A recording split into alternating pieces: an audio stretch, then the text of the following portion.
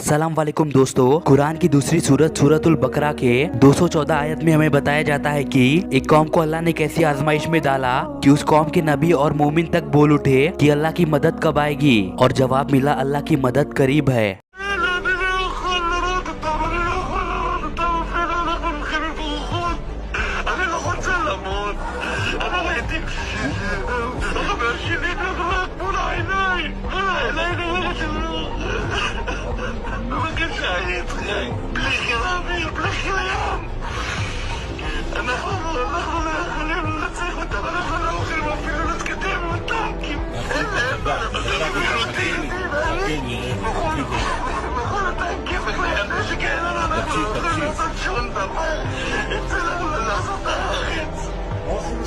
תקשיב לי טוב, תקשיב לי טוב ותדגע.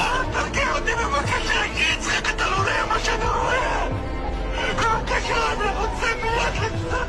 इस वीडियो में यहूदी सोल्जर बता रहे हैं कि ये लोग भूतों की तरह लड़ रहे हैं, पता नहीं कहां से आ रहे हैं, कहां जा रहे हैं। वही दूसरा फौजी उसे तसल्ली दे रहा था, लेकिन वो कह रहा था कि मुझे झूठी तसल्ली मत दो। अब कई लोगों को ये घटनाएं बनावटी लगेंगी, पर इस्लाम का जो एक बड़ा हिस्सा है वो है गैब में ईमान रखना। हम अल्लाह पर गैब पर ईमान लाते हैं, जन्नत जहन्नम आखिरत, हम इन सारी चीजों पर गैब पर ईमान लाते हैं। लेकिन हमारी इस मॉडर्न दुनिया में कहा जाता है कि जो दिखता है वही सच होता है। आजकल की मॉडर्न दुनिया फैक्ट्स को मानती है, मिरेकल्स को नहीं। अगर वही उनसे पूछा जाए कि शहीद हुए फिलिस्तीनियों की बॉडी पर से मुश्क की खुशबू कैसे आ रही है, और एक दूध पीती 2 महीने की बच्ची गिरे हुए बिल्डिंग्स के मलबों के नीचे से 37 दिन के बाद जिंदा कैसे बाहर निकली, जबकि वहाँ पर ना तो कोई उसे दूध पिलाने वाला था ना ही खिलाने वाला, तो इन सब का इनके पास कोई जवाब नहीं होता है। ये दिख रहे चमत्कार होते हुए भी तब भी गैब पर ईमान लाने को तैयार नहीं। इसीलिए अल्लाह कहता है कि आंखें अंधी नहीं होती, बल्कि दिल होते हैं जो उनके सीने में है। हमारी इस्लामी तारीख में भी कई ऐसे किस्से कहानियां मिलती हैं जिसमें बताया जाता है कि हमें गैबाना तरीके से मदद मिलती थी अल्लाह की तरफ से।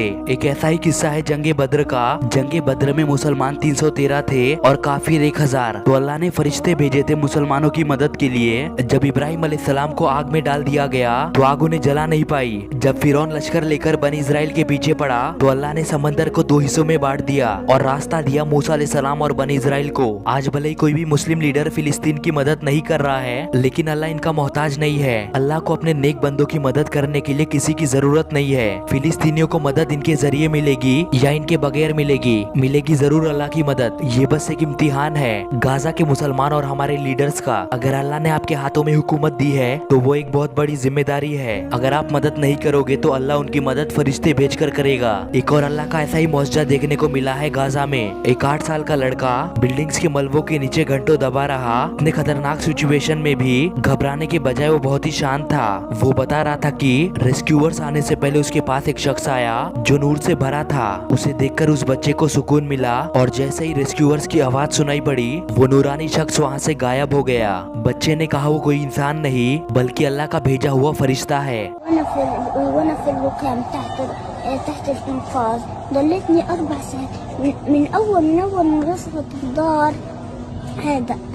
هذا في ملاك إجا ضوالي ضل ضويلي ما سمعت صوت المنقذين. إجا لفيت وجهي عشان أشوفهم، لأن من أول ما لفيت رجعت طلعت عليه ما لقيتوش، اختفى.